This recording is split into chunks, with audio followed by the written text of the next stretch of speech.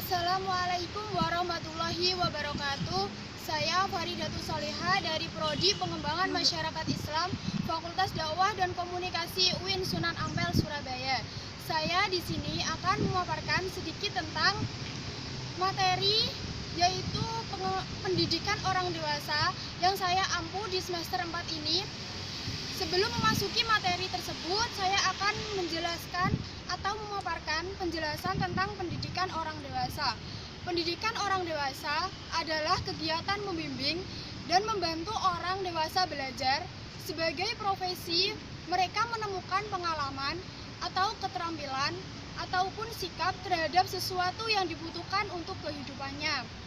Tema yang pertama yaitu andragogi dalam pengelolaan sumber daya alam. Menurut Zainuddin Arif mengemukakan dalam tulisannya konsep andragogi, yaitu suatu ilmu dan seni dalam membantu orang dewasa belajar. Dan pengertian dari sumber daya alam itu sendiri adalah sumber daya alam merupakan segala sesuatu yang muncul secara alami yang dapat digunakan untuk memenuhi kebutuhan manusia pada umumnya. Sumber daya alam dibagi menjadi dua, yaitu sumber daya alam yang dapat diperbarui dan sumber daya alam yang tidak dapat diperbarui.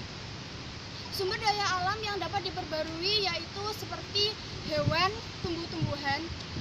Dan meskipun hewan dan tumbuh-tumbuhan itu di muka bumi ini jumlahnya banyak, tetapi jika kita tidak melestarikan maka sumber daya tersebut akan habis dan punah. Dan sumber daya alam yang tidak dapat diperbarui yaitu seperti minyak bumi, tanah, emas, besi, dan lain sebagainya, yang jumlahnya tentunya sedikit dan sangatlah terbatas. Dan kita sebagai orang dewasa juga harus bisa melestarikan sumber daya alam tersebut agar tidak punah. Jadi hubungan pendidikan orang dewasa atau disebut dengan andragogi dengan pengelolaan sumber daya alam, yaitu kita sendiri sebagai manusia yang tentunya manusia dewasa, yaitu akil balik yang bisa membedakan mana yang baik dan mana yang buruk.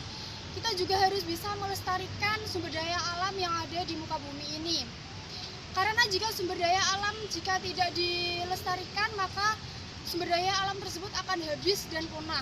Dan manusia pun akan menggantungkan hidupnya itu dengan alam. Jika sumber daya alam itu punah, maka manusia pun juga ikut punah.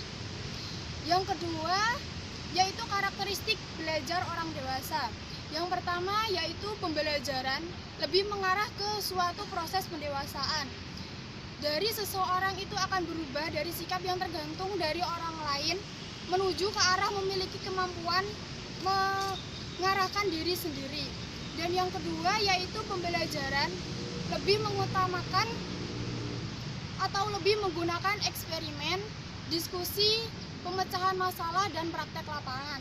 Dan yang ketiga, orang dewasa akan siap belajar jika materi latihannya sesuai dengan apa yang mereka bisa memecahkan masalahnya. Dan yang keempat yaitu cara menyusun pelajaran berdasarkan kemampuannya, bagaimana yang diharapkan oleh peserta didik.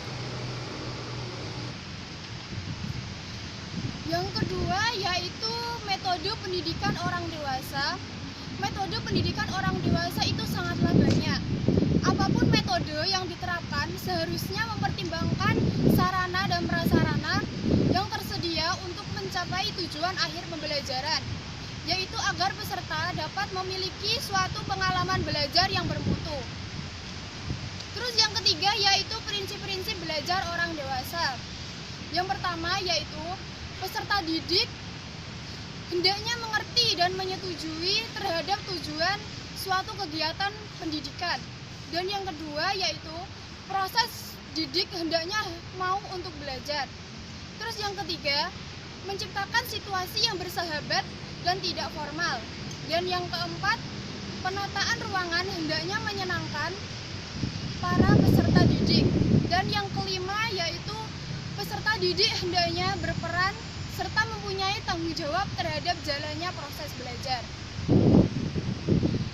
Belajar itu hendaknya erat hubungannya dengan pengalaman peserta didik. Itu yang keenam.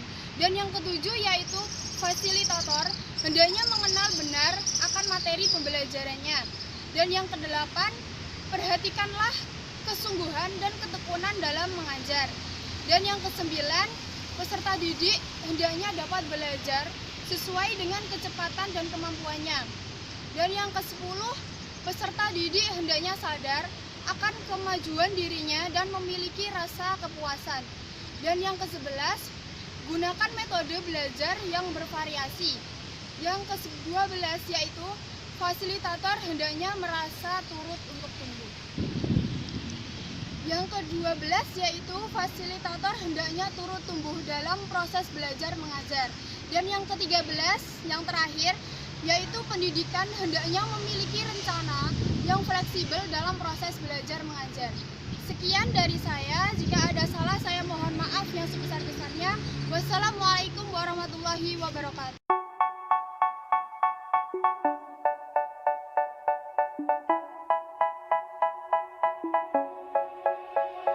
They say, oh my God, I see the way you shine.